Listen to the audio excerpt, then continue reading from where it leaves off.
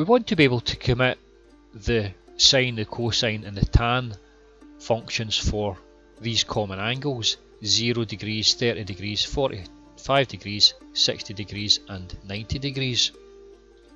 Now here's a quick and easy way to remember it, and we'll fill out this table as we work through this video. So if we start off with an equilateral triangle, so that's a triangle with all sides equal, and we'll say each of the sides are of length 2, so that's 2, 2 and 2. So that means if each of the sides are equal, then all of the three angles must be equal, and all of the angles add up to 180 degrees. Therefore this angle must be 60 degrees, that must be 60 degrees, and this angle in here must be 60 degrees. Now if we were to take the perpendicular from this point here down to this line, then it's going to split this line, which was of length 2, into length 1 here and length 1 here. Now we're able to find this height here from Pythagoras. This height here is simply going to be the 2 squared minus the 1 squared, which will give us the value of 3, and we've got to take the root of that, so that's going to be length root 3. So that's just a simple Pythagoras to get this length. So now we've got all the lengths and angles we need in order to work out the sine, the cosine and the tan for both 30 degrees and 60 degrees.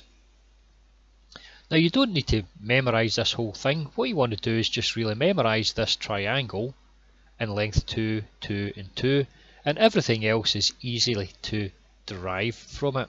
So you can easily derive these angles and this length and these two lengths of 1 and 1.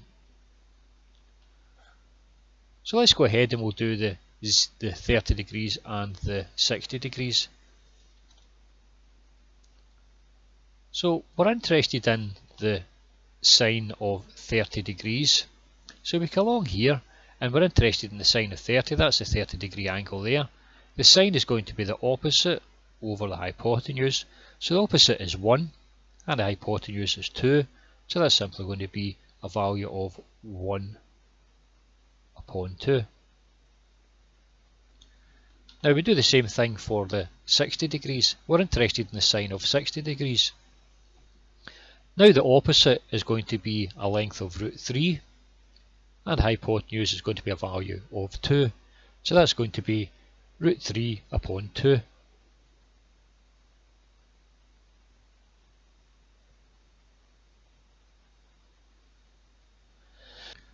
So now let's look at the cosine of the 30 degrees. So there's the 30 degrees here. The cosine is going to be the adjacent over the hypotenuse. So the adjacent here is going to be root 3 and hypotenuse is 2, so it's going to be root 3 upon 2. So we have root 3 upon 2. So let's look at the cosine of 60 degrees. So here's your 60 degrees here, and your cosine is going to be the adjacent over the hypotenuse. So the adjacent is 1, the hypotenuse is 2, so that's going to be 1 upon 2.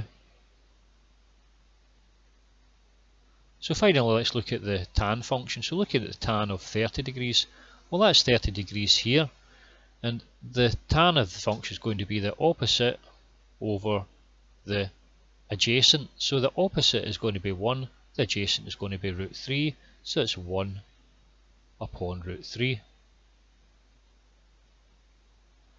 And for 60 degrees, well there's 60 degrees here. The tan of 60 degrees is going to be the opposite, so that's the opposite here, root 3, and the adjacent is 1, so it's going to be root 3 upon 1, which is root 3.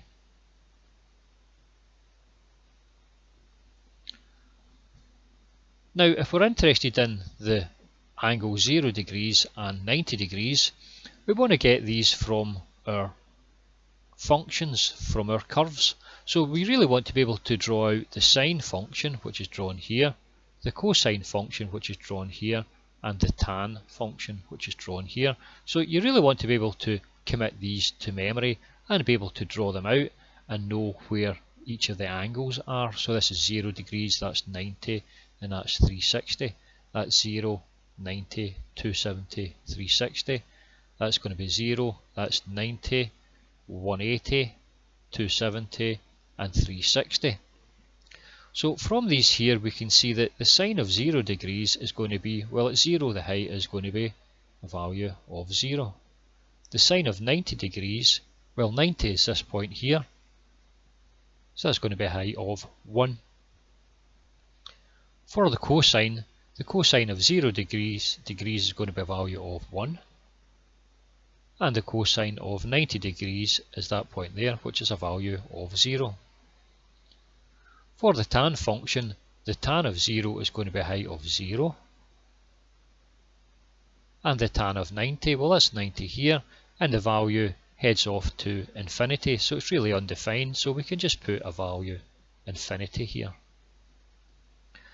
Now finally, we're interested in the 45 degrees. Now to get the 45 degrees, we use a different triangle. So again, it's a right angle triangle. The length this time is 1 by 1.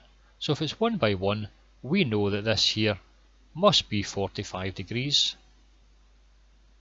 And this one here must be 45 degrees. And we can get this length here by using Pythagoras. So it's 1 squared plus 1 squared, and we root it. So that's going to be a value of root 2. So we can see here that the sine of 45 degrees, well, you can use either one of these. Here's 45 here. The sine is the opposite, which is 1 upon hypotenuse, which is root 2. So that's going to be 1 upon root 2.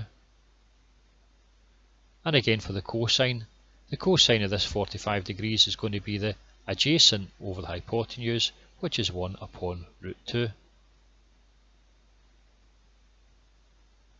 And finally, the tan of this angle 45 degrees is the opposite over the adjacent, which is 1 upon 1, which is a value of 1.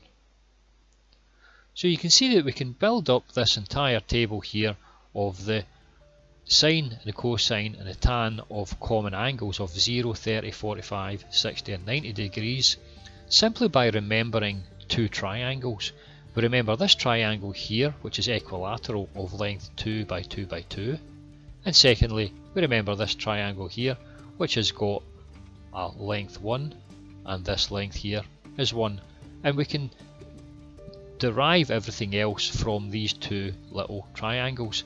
And we can also get the 0 and we can get the 90 degrees if we know what the functions look like.